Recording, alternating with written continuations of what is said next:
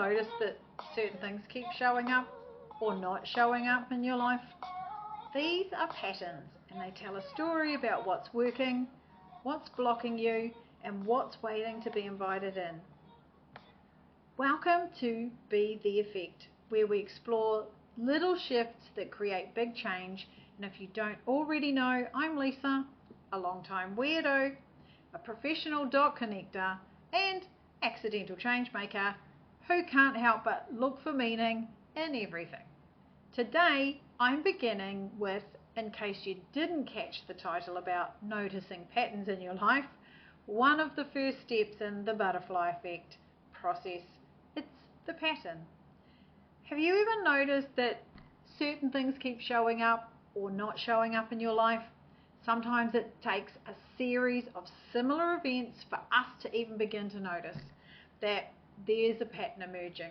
And to be honest, for a long time, I didn't even realize there were patterns happening around me, with me being the center of the vortex.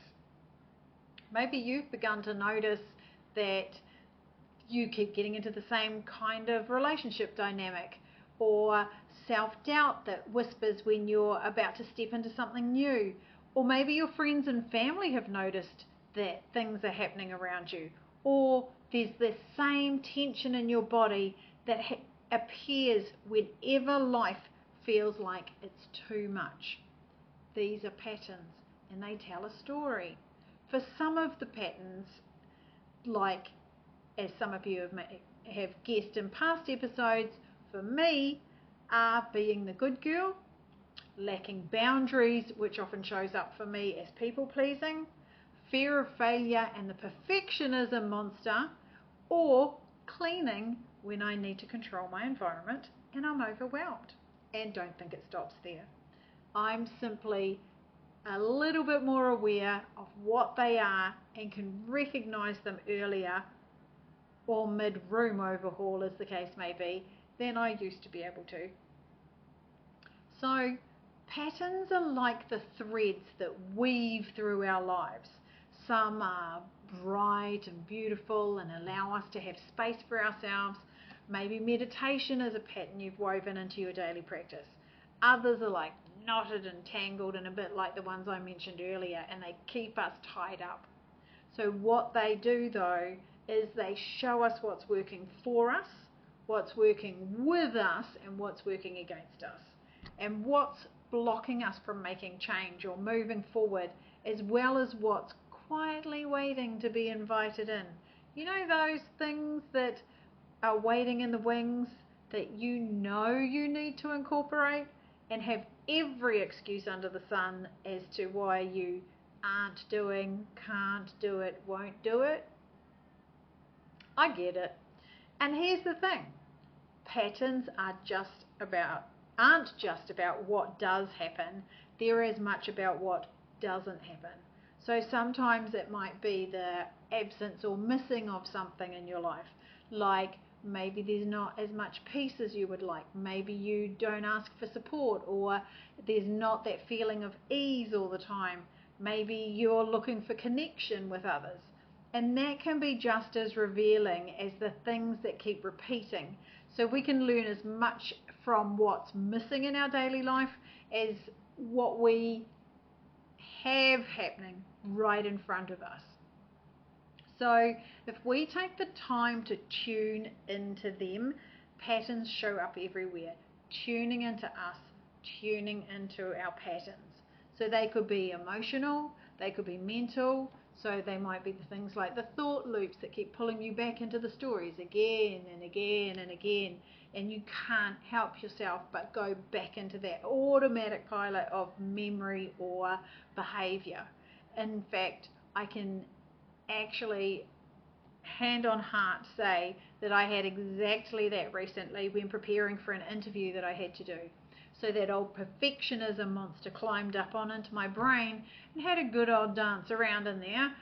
And I realized, fortunately, that is what was happening, that I was repeating a pattern of fear and projection about not being perfect and not being good enough in this interview. And so I had to rein myself back and flip the script And we'll go into that a little bit further down, not so much now, but we will come back to that.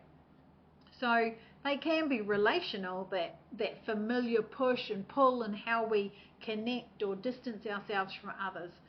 For me, it's when a connection becomes overwhelming, and people around me recognize this. When I've given out too much and I've not balanced my in and out flow of energy, and then I pull back and I hob it out. I have to have that time to reset myself and fill myself up, because I've been in this whole outflow space instead of like allowing the in and out to flow. And you may be similar. It's in the catching yourself when you realize that you're doing it and taking the time to recognize that pattern and putting the flip in.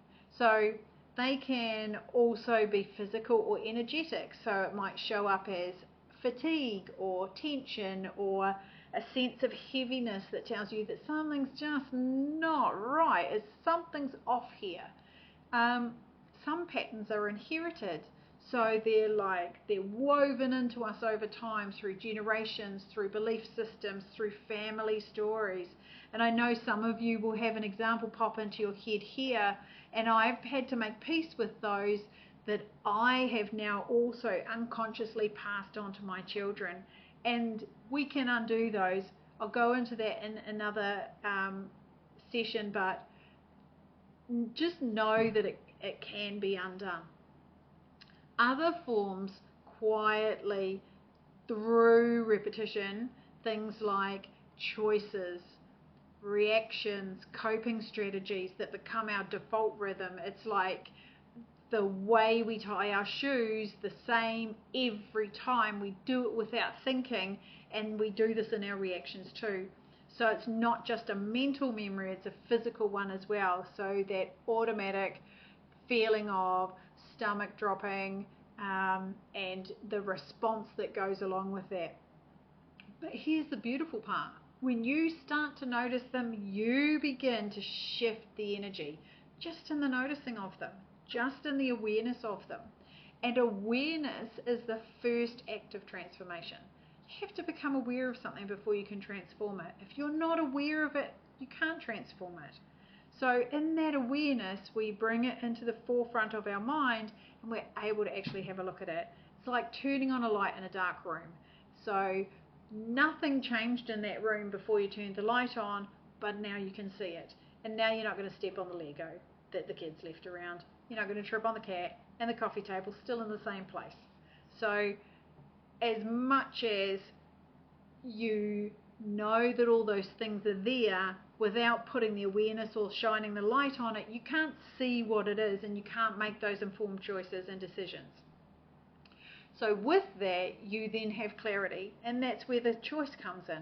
You then can make a choice about the way you behave or the way you respond to a situation, to a pattern within your life, or a pattern that could come into your life.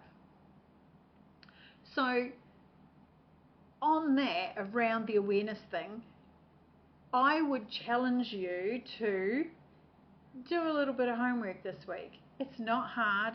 I'm never going to do anything. I'm never going to give you anything that you don't even have to do it. But I do challenge you to have a think about it and just bring some awareness around some of the patterns that are and are not happening in your life. So just notice one pattern that keeps showing up around you. You're probably already well aware of what the patterns are for you.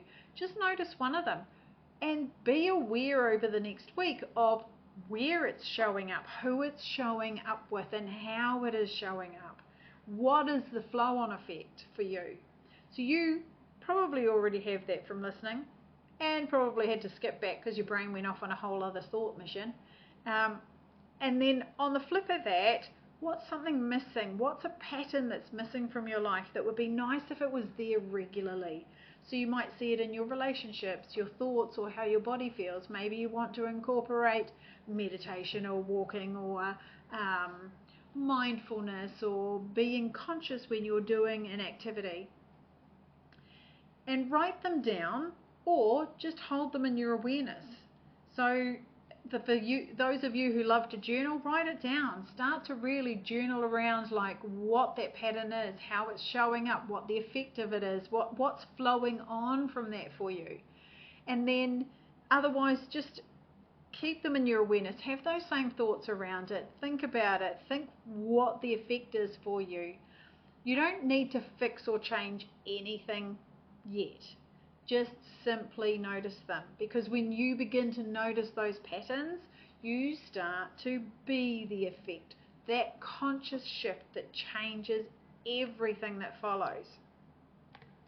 In the next few episodes, we'll explore these patterns more closely, how they show up in your relationships, your thoughts, your body, your energy, and for now, just stay curious, stay present, notice what repeats, what's absent.